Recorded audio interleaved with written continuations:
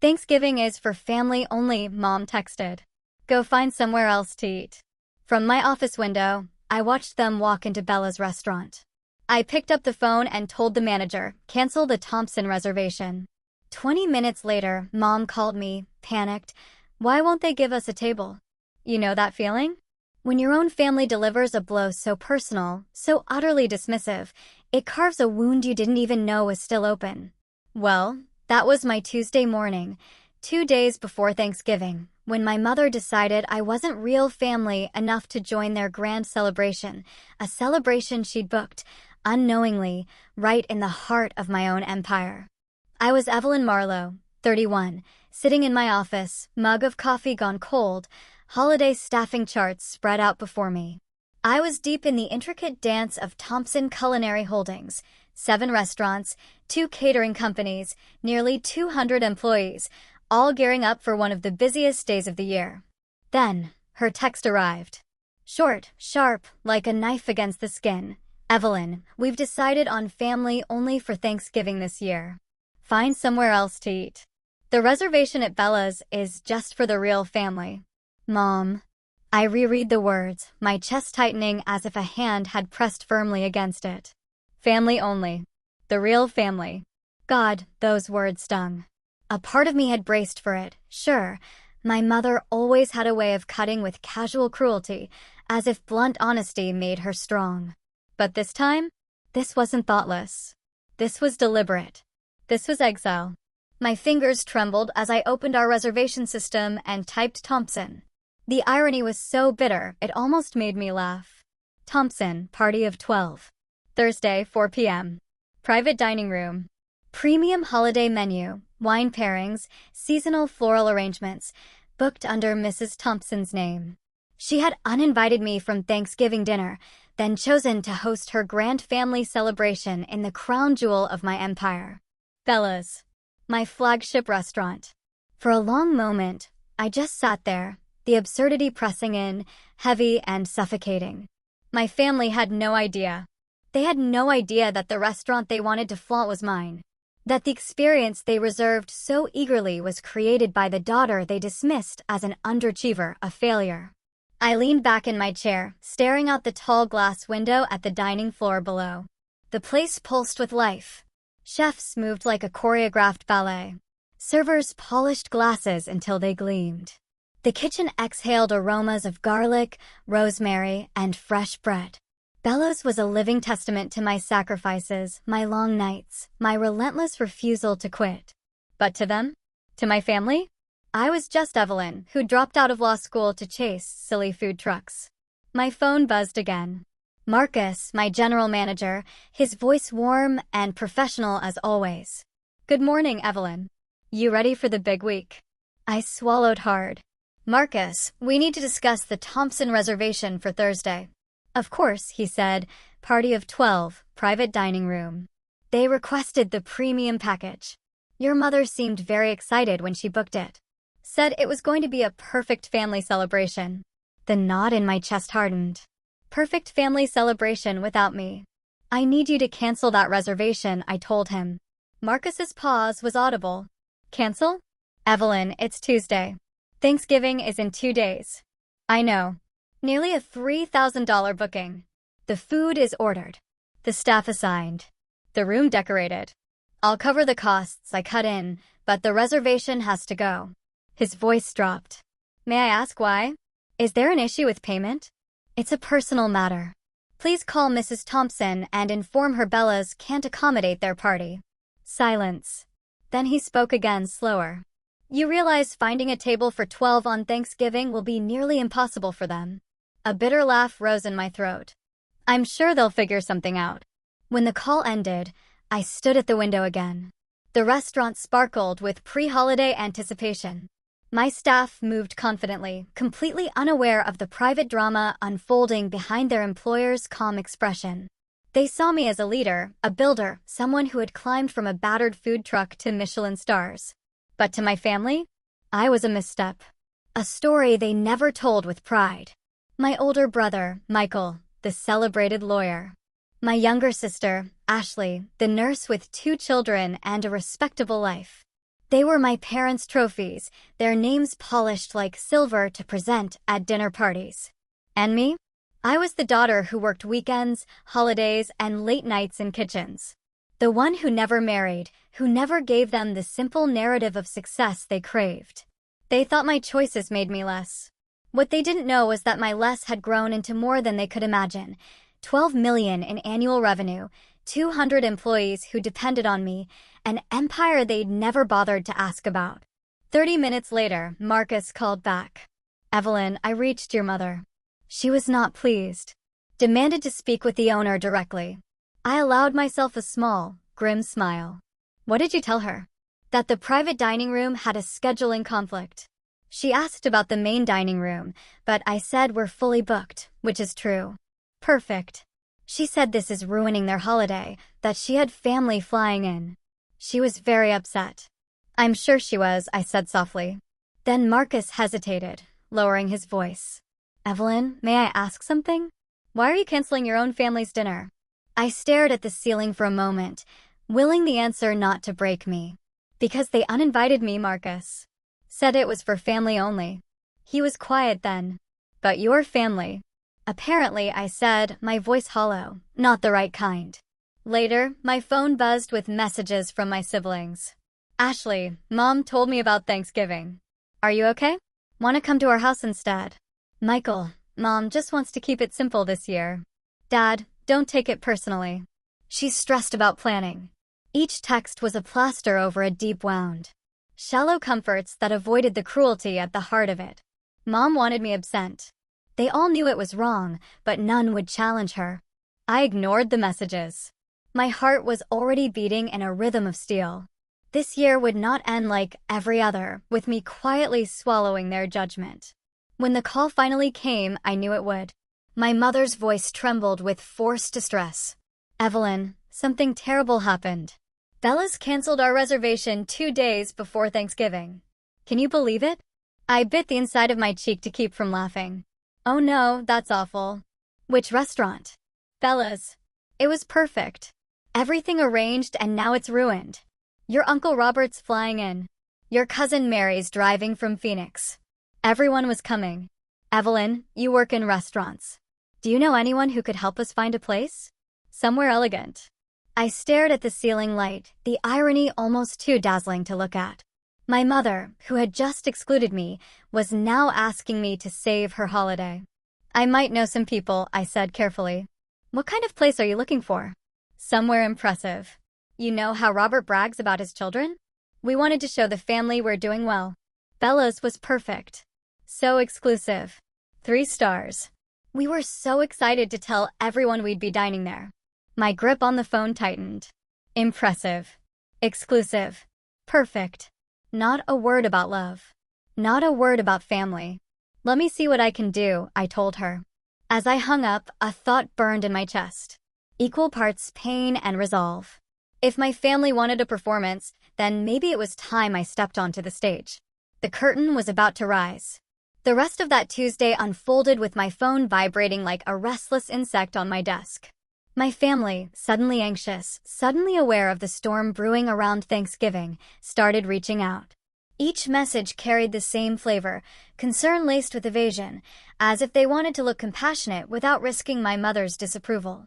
Ashley's text arrived first. "Mom told me about Thanksgiving. Are you okay?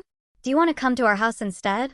I stared at it for a long moment, my stomach twisting. Ashley meant well. She always did.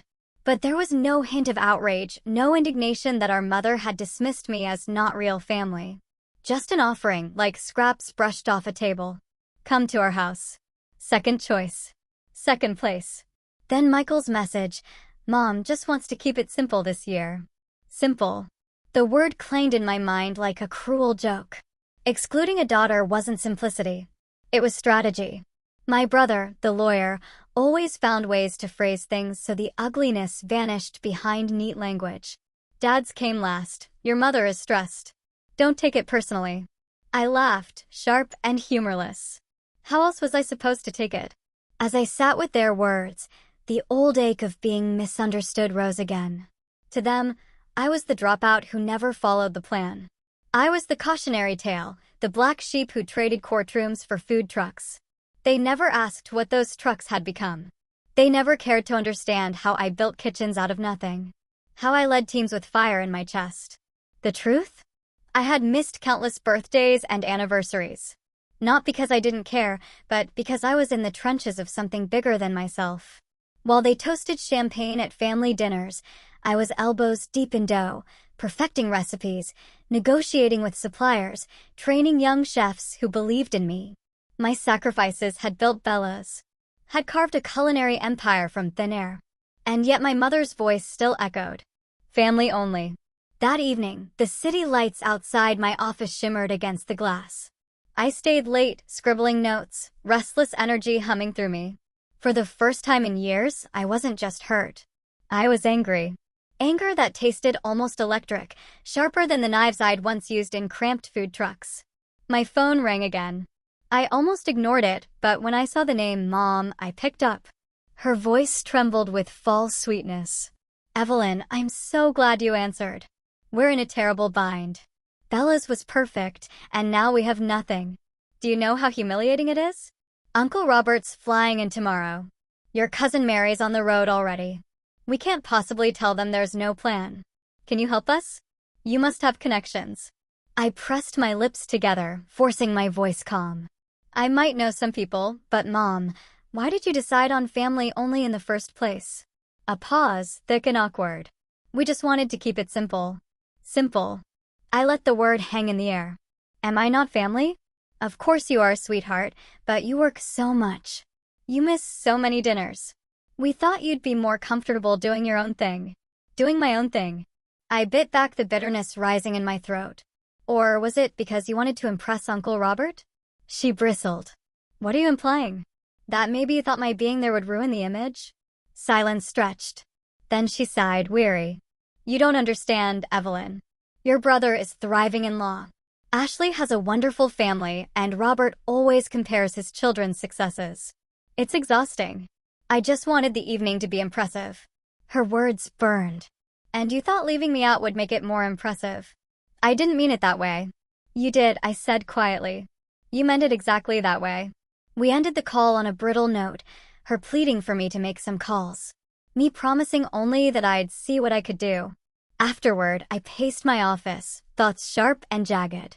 This was about more than a dinner.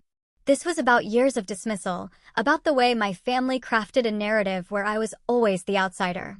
I could feel the weight of their judgments pressing against my ribs. But beneath it, something else stirred, resolve. They thought I was powerless. They thought I was a failed dreamer clinging to food trucks. They had no idea that the very ground beneath their feet, the dinner they craved so desperately, belonged to me. That night, I pulled out old photographs. Me in a flower-streaked apron, standing in front of my first truck, grinning with exhaustion. A younger me, eyes fierce with ambition, even as grease clung to her clothes. My family had seen that girl as a joke. They never stayed long enough to watch her transform. And now, the irony was delicious. They were begging for help, and the help they needed came from the daughter they'd cast aside. By Wednesday morning, the calls increased. Ashley left a voicemail, her voice tight with worry. Mom's panicking. Evelyn, she's calling everywhere. No one has space for 12 people. She's crying. Could you maybe, I don't know, reach out to some of your contacts? I could almost hear the unspoken words, fix this. Save us. But why should I? A part of me wanted to let them scramble. Let the dinner collapse into fast food or chain restaurants. Let Uncle Robert see the cracks in the perfect facade. Yet another part, quieter but insistent, knew this was my chance. Not just to help, but to be seen. To force them to face the truth they'd ignored for years. I dialed Marcus. He answered on the first ring. Evelyn, has my mother called back? 3 times, he said grimly, each more desperate than the last. She asked if we could recommend other restaurants. I gave her names, but honestly, everything's booked. She was on the verge of tears. Tears. I closed my eyes, exhaling slowly. My mother wasn't evil, I reminded myself. Just vain, image-obsessed, shallow in ways that hurt more than she realized. She hadn't excluded me out of malice. She'd excluded me because she was embarrassed. That truth cut deeper than hatred. Marcus, I said, my voice steady now. What if we gave them the reservation back? He hesitated. You want to reinstate it? Yes, but with one change. What change? The party of 12 becomes a party of 13. His intake of breath crackled over the line. You mean you'll be joining them? Yes. After they uninvited you. Exactly, I said. If they want their perfect dinner, they'll have to make room for me. He was quiet for a long beat. Then, that's bold. It's necessary. As I ended the call, I felt a strange calm settle over me. For years, I had let their judgments define me. But this Thanksgiving, I would no longer be invisible. The stage was being set.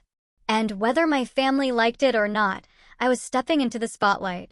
Wednesday evening, the city pulsed with holiday anticipation. Streets glittered with early lights, stores crowded with last-minute shoppers.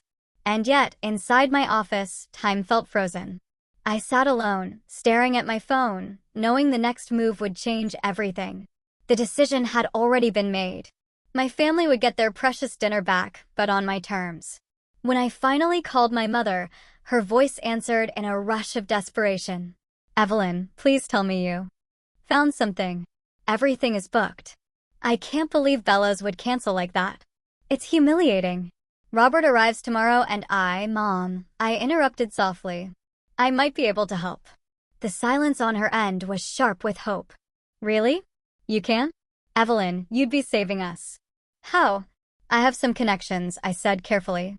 I know someone who might have influence at Bella's. Oh, Evelyn. That would be incredible. You're a lifesaver. What do we need to do? There's one condition, I said. Her breath hitched. Condition? Yes, the reservation will be for 13 people, not 12. The silence stretched so long I could hear my own pulse. Finally, she whispered, 13? But who would the 13th be? Me, I answered. The quiet that followed was louder than any shout. My mother's voice, when it came, was strained. Evelyn, I thought. I mean, we just assumed you'd be too busy. Busy or not, I'm family, I said. And if Bella's reopens that dining room for you, then I will be seated at that table. She inhaled sharply, and I pictured her pacing the kitchen floor, phone pressed to her ear, pride and panic wrestling in her chest. Evelyn, this dinner, it's important. We wanted to show the family that we're doing well. Robert brags about his children constantly, and we thought. You thought I'd spoil the picture? I finished for her. No, sweetheart, that's not. It's exactly that, I said, my voice calm, but unyielding. So, here's the deal. 13 people or none at all. That's the only way you'll walk into Bella's tomorrow night. Her breath trembled over the line. Then soft. All right. 13. A strange satisfaction unfurled in my chest, but it wasn't triumph. It was something darker, heavier. For the first time, my mother was bargaining with me, not dismissing me. Good, I said. I'll make some calls. We hung up and I sat in the dim light of my office, staring at the city skyline. The irony was so thick, it felt surreal. My mother, who had deemed me unworthy of family Thanksgiving, was begging me for access to my own restaurant. Marcus knocked gently before stepping inside. You wanted to see me? I nodded. I'm reinstating the Thompson reservation, party of 13 this time. His brows lifted, but he didn't question. Consider it done. I'll adjust the order and staffing. Thank you, I said. Then, almost to myself, tomorrow they'll sit in that room and eat, and for the first time, they'll see me clearly. Marcus studied me, cautious. Evelyn, do you want them to know? I met his eyes. Not yet. Not all at once. Tonight, they just think I pulled strings. Tomorrow, they'll learn the truth. He nodded slowly, as though he understood I wasn't talking about logistics anymore, but about years of silence and dismissal, all boiling toward a single evening. After he left, I lingered by the window, remembering the years in the truck, waking before dawn to chop vegetables in freezing air. The nights I collapsed on stiff mattresses in borrowed apartments, wondering if I'd made the worst mistake of my life.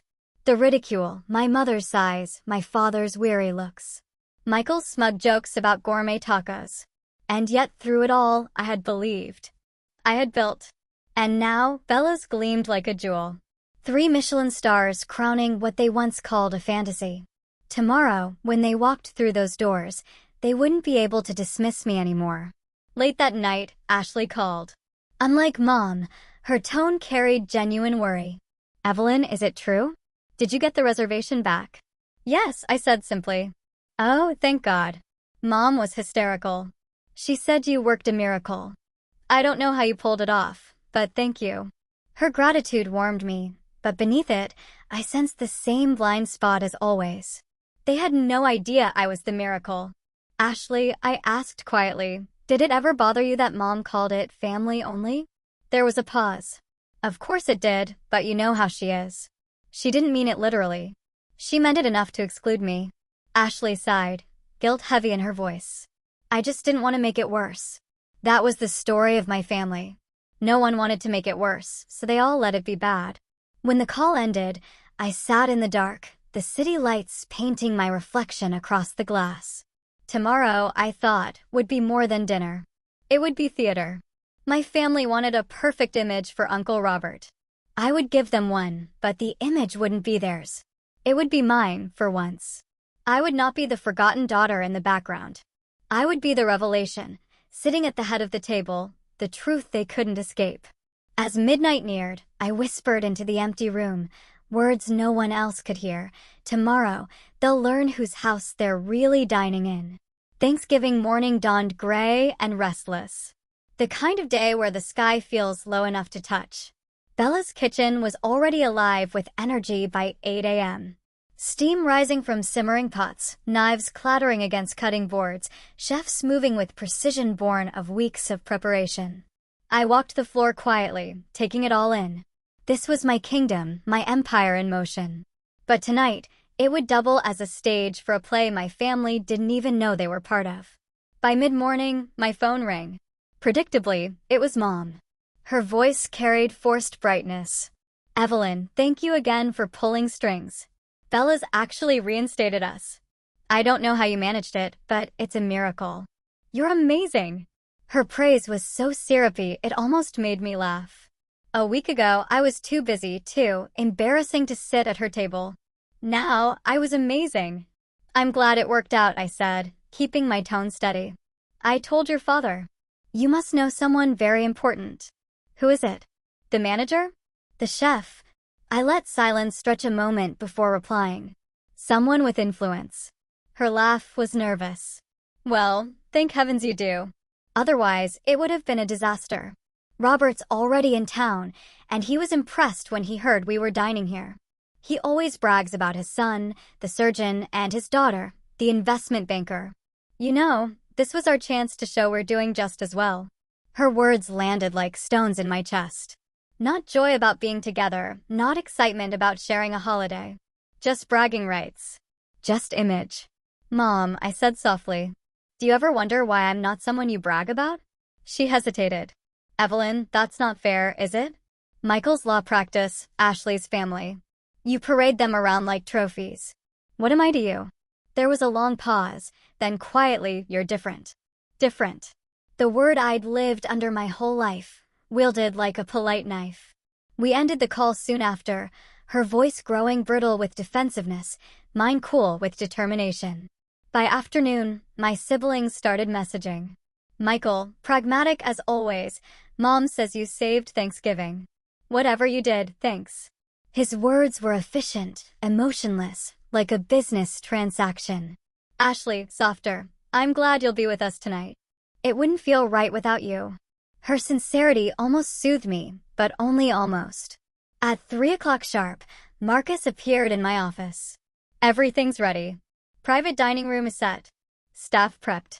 The Thompsons will be here at 4. Good, I said, straightening my jacket.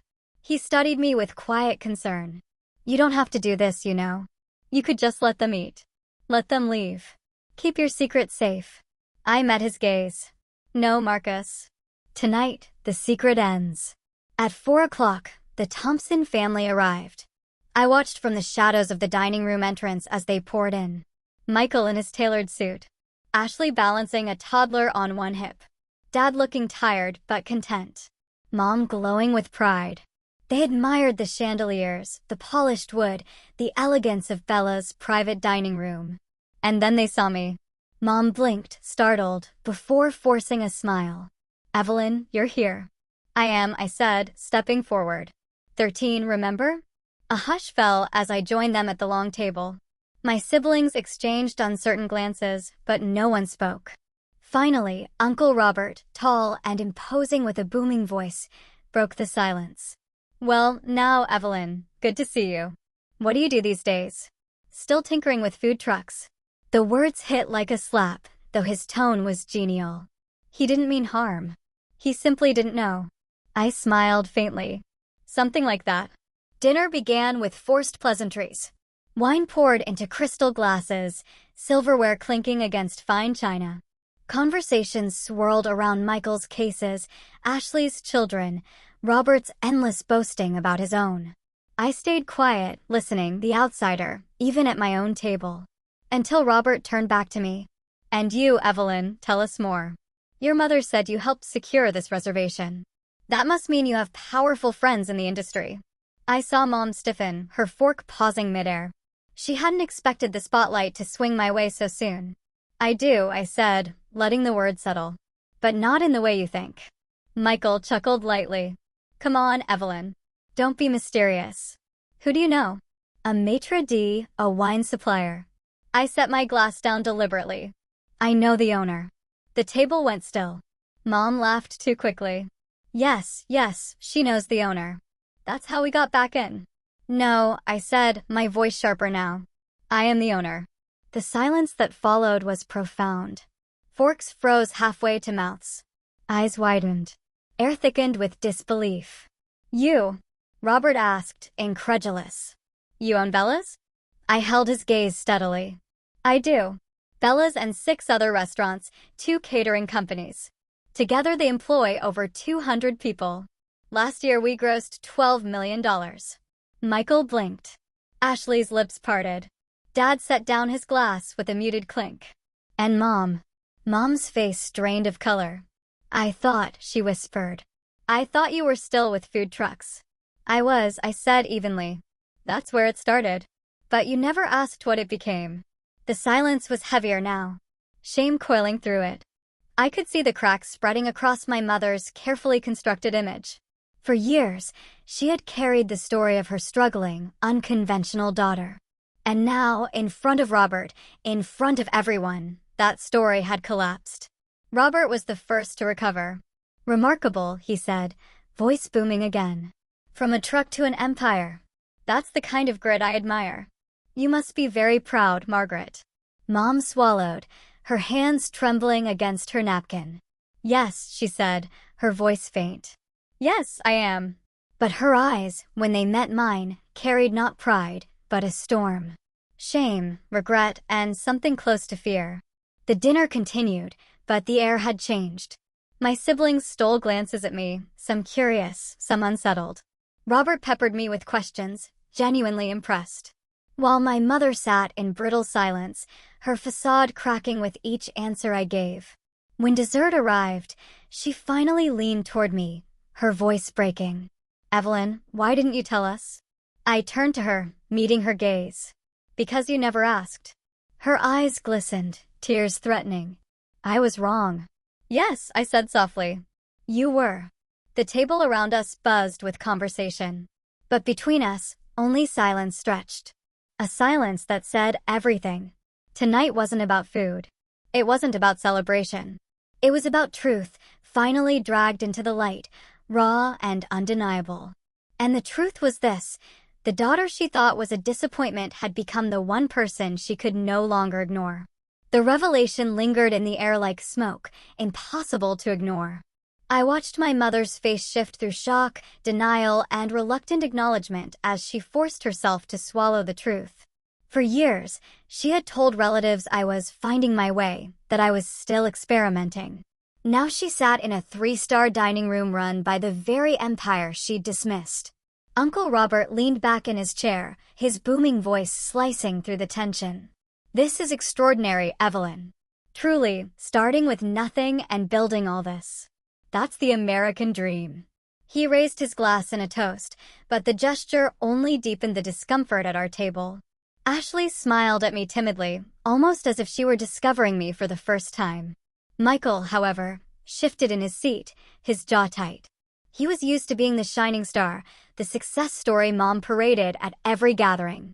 Now, with Robert's admiration directed squarely at me, he looked like a man watching his crown slip away. "I didn't know you were doing that well," he said finally, voice clipped. 12 million. 7 restaurants. That's impressive. Impressive. The word landed like an afterthought. Begrudging and hollow. I leaned forward slightly. "You could have known, Michael.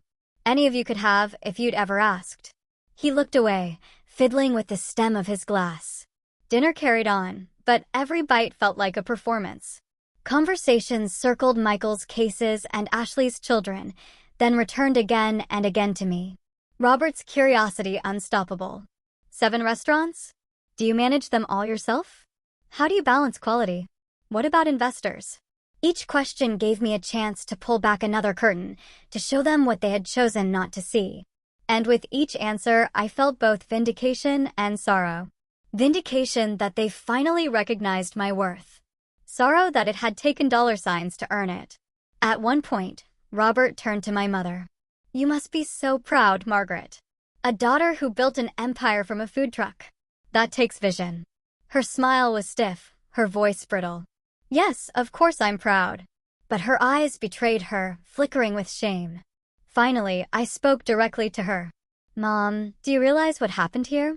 You uninvited me from Thanksgiving dinner because you were embarrassed. Then you begged me to save the dinner you planned, not knowing it was mine to give. And now you sit here pretending pride because Robert admires me." The table stilled. Ashley whispered, "Evelyn." But I held up a hand. "No," I said, louder now. "It's time we stopped pretending. You thought I was failing. You thought I was less. And you decided that meant I didn't belong at this table." Mom's lip trembled. "Evelyn, please. This isn't the time." "It's exactly the time," I cut in, "because for once, you can't look away. For once, you can't reduce me to a footnote in the family story." The words hung heavy. Dad cleared his throat, his deep voice rumbling. "Evelyn, your mother just didn't understand. None of us did. But tonight proves how wrong we were." His attempt at peace felt hollow. Understanding after the fact wasn't absolution. Michael finally snapped, his voice edged with defensiveness. "You can't blame Mom for not bragging about you. She didn't know. You kept it hidden." I turned to him, my voice steady. "Did I? Or did you never ask? You never wanted to hear about my work because you assumed it didn't matter." Ashley's eyes brimmed with tears. "She's right," she whispered. "We never asked." The silence that followed was brutal. My mother's hands twisted her napkin into shreds, her composure unraveling with it. Uncle Robert, perhaps sensing the storm, tried to lighten the mood. "What matters now is that you've built something remarkable. Families misunderstand each other sometimes. Tonight can be a new beginning." But for me, the moment wasn't about smoothing over. It was about truth. I looked at my mother, her eyes glossy, her lips quivering. "Tell me honestly," I said. "Were you sorry because you hurt me? Or sorry because you didn't know I was successful?" The question cut through the air like a blade. She opened her mouth, closed it, then finally whispered, "Both." I leaned back, studying her. "Which matters more?" Her tears slipped free. "Excluding you. That's what I regret most. Not your success. Just forgetting that you were my daughter before anything else." The admission cracked something inside me. For a moment, I saw not the image-obsessed woman desperate to impress her brother, but a mother realizing the damage she had caused. Yet doubt still lingered. Would she have felt that regret if the truth hadn't come out in such spectacular fashion? Dessert arrived, pumpkin tartlets, cinnamon gelato, but the sweetness only highlighted the bitterness in the air. Conversation stumbled along awkwardly, the earlier bravado drained from the room. During a lull, Mom reached under the table and squeezed my hand. Her grip was shaky but earnest. "I'm proud of you, Evelyn," she whispered. "Not for the money, for the strength, for never giving up, even when I didn't believe in you." I met her gaze, searching for sincerity. For the first time, I thought I saw it. Still, I held her hand only lightly. Then, "Prove it," I murmured. Don't just say it tonight because Robert's listening. Prove it when no one else is watching. Her tears spilled faster and she nodded. By the time coffee was served, the battle lines had softened. My siblings, tentative but warmer, asked small questions about my work. Dad looked at me with a mix of pride and guilt. And Mom, quiet and subdued, clung to my words like lifelines. But beneath the fragile peace, I knew the night wasn't over. Thanksgiving dinner had exposed wounds too deep to close with one confession. As we left the table, I caught my reflection in the polished glass doors of Bella's. My posture straight, my chin high. For once, I wasn't invisible. For once, the family had been forced to see me as I truly was. But what they would do with that truth, that was a question for another day. The night after Thanksgiving, I lay awake long after the city had quieted, replaying every word, every glance across that table. The dinner itself was flawless. Bella's staff executed it with the elegance I demanded, each course arriving like a work of art. But beneath the perfection of the meal, emotions had tangled into a web too tight to ignore. I could still see my mother's face as she confessed regret. Her voice raw, stripped of the usual armor of pride. I wanted to believe her. I wanted to believe that for once she had looked past appearances and seen me. But another part of me, older, wounded, whispered doubts. Would she still have felt remorse if Uncle Robert hadn't been there, watching, listening, weighing our family against his own? The next morning, Ashley called. Her voice was hesitant, as though she was stepping carefully across the ice. Evelyn, last night was intense, but I'm glad you were there. Really glad. Are you? I asked softly. Yes, she said firmly. I know we've let you carry this distance alone. We should have asked more, cared more. I'm sorry for that. Her words warmed me, but they also carried guilt. My sister had always been kind, but passive. She'd never defended me, never challenged Mom's narrative. And yet, hearing her apology now felt like a bridge being tentatively rebuilt. Later that day, Michael texted a clipped message. You've done well. Congrats. Nothing more. His pride wouldn't let him say what needed saying, but even that begrudging acknowledgement was more than he'd ever given me before. Still, it was my mother's silence that echoed loudest. She didn't call. She didn't text. She simply disappeared into the quiet of her house, and I couldn't tell if she was ashamed or simply overwhelmed. Days passed. Work consumed me again. The endless machinery of the restaurant world, holiday parties to coordinate, catering contracts to finalize. But beneath the surface, I felt a tug I couldn't ignore. The dinner had cracked something open, but cracks left alone either heal or spread. I needed to know which it would be. A week later, I drove to my parents' house. The front lawn still bore the remnants of autumn. Leaves scattered like forgotten confetti. Inside, the air smelled of cinnamon candles and something older, heavier, like unspoken words. Mom was in the kitchen, folding laundry at the counter, her movements mechanical. When she saw me, she froze. Evelyn, she whispered. I set my bag down, heart pounding. We need to talk. She nodded, eyes glistening. I know. We sat at the kitchen table, the same table where I had once done homework, where she had once scolded me for grades that weren't good enough, where silence had been louder than praise. Why didn't you call? I asked. Her hands twisted the fabric in her lap. Because I didn't know what to say. Everything I said that night sounded wrong. I didn't want to hurt you more. You already did, I said quietly. For years, you made me feel like I was less than my siblings, like what I was building didn't count. Tears spilled down her cheeks. I was wrong. I thought success had to look a certain way. A law degree, a family, something easy to explain at dinner parties. I didn't see that what you built was greater than any of that. Her honesty shook me. For years, I had begged silently for her recognition. And now, finally, it was here. Yet it wasn't triumph I felt. It was grief for the years wasted, the years unloved. Do you know what hurt most? I asked. She looked up. What? That you didn't even ask. You never wanted to know what my work really was. You never asked how I was surviving or if I was happy. You just assumed I was failing. She covered her mouth with her hand, sobbing softly. I know, and I hate myself for it. I reached across the table, hesitated, then laid my hand over hers. If you mean that, then things have to change. Not just words, Mom. She nodded fiercely, gripping my hand. They will, I promise. That promise became the seed of something new. Over the next months, she began showing up, not with judgment, but with curiosity. She visited Bella's during the day, meeting my staff, asking questions about supply chains and menu planning. At first, her questions were awkward, fumbling, but slowly she began to understand. She even volunteered at our charity dinner, serving meals to families who had nothing. For the first time, I saw her humbled, moved by the weight of lives outside her own image. Still, doubt lingered in me. Was she proud because she finally saw me or because she finally had something to brag about? One evening, after a long day of service, I drove her home. In the quiet of the car, she said, I used to tell myself I wanted to protect you from disappointment. But the truth is, I was the one disappointed.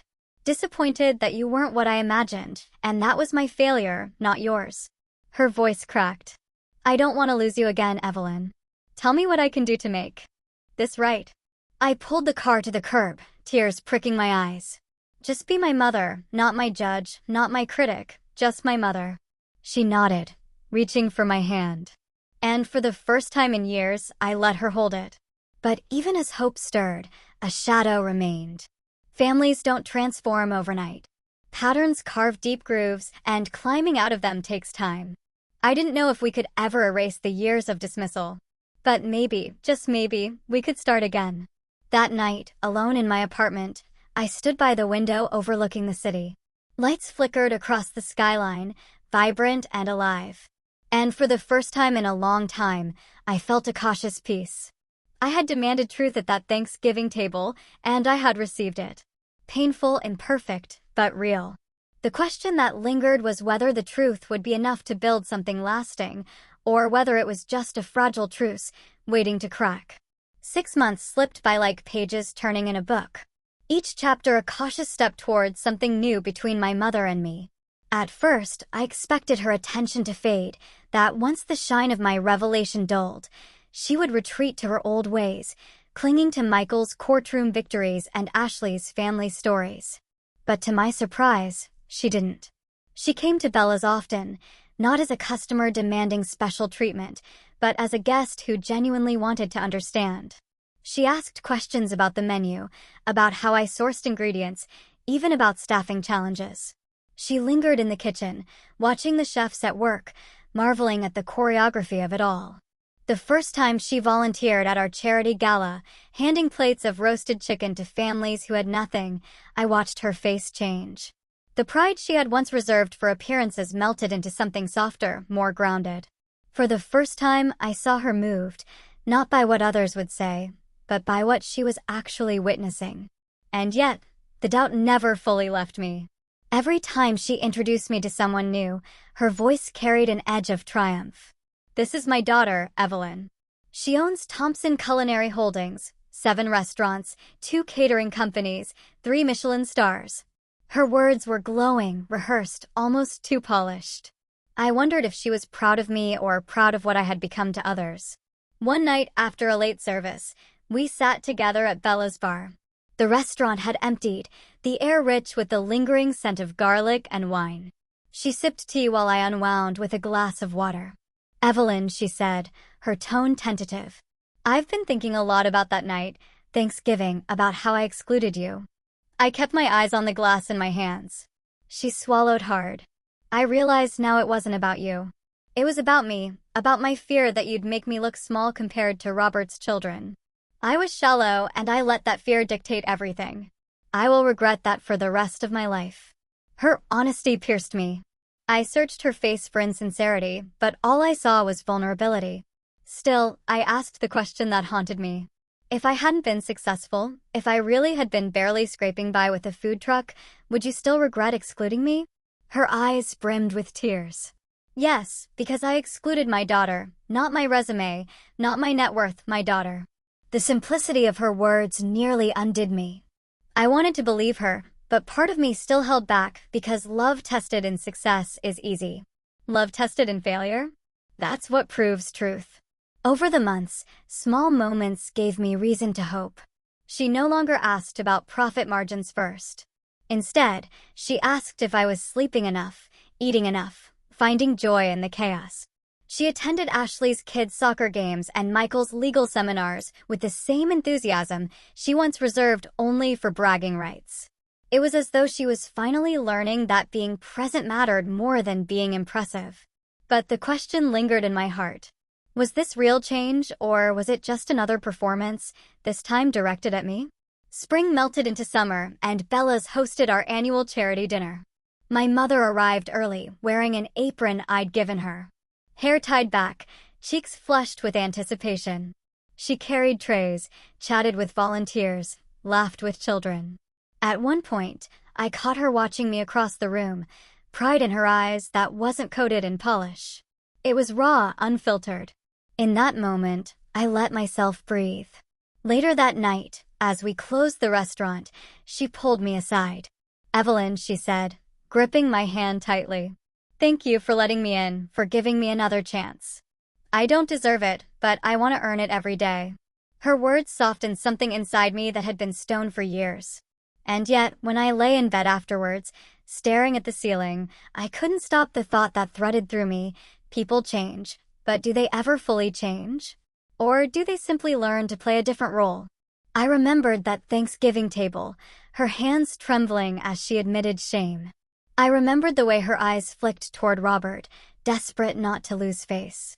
And I remembered the years before when my worth to her had been measured against everyone else's expectations. The truth was, I didn't know if she loved me for who I was or if she had simply replaced disappointment with pride. But maybe, I realized, that was enough for now. Because what mattered most wasn't her perfection. It was her effort. The Thanksgiving dinner at Bella's became a story we told often. A family legend of sorts. My siblings retold it with laughter, glossing over the pain, remembering only the drama of the revelation. For them, it was entertainment. For me, it was something deeper, a turning point, both painful and liberating. I had walked into that room invisible and walked out undeniable. Now, whenever Mom bragged about me, I listened with cautious patience. Sometimes it annoyed me, sometimes it warmed me, but I learned not to live for her approval because the greatest transformation that night wasn't hers, it was mine. I no longer needed their validation. I had seen what I was capable of, and I had spoken the truth they couldn't silence. Success had taught me many lessons about sacrifice, leadership, and ambition. But my family taught me something greater, that real strength is not in proving others wrong. It's in standing firm in who you are, whether they ever recognize it or not. My mother still brags about Thanksgiving at Bella's. She tells everyone how her daughter owns the restaurant, how she built an empire from a truck. And maybe she does it partly for image. Maybe she always will. But beneath that, I've seen the quieter moments, her volunteering at events, her listening instead of dismissing, her learning to say, "I'm proud of you," without needing an audience. Maybe that's redemption. Or maybe it's just another illusion. Either way, I've stopped waiting for certainty because I no longer need to be chosen to know I belong.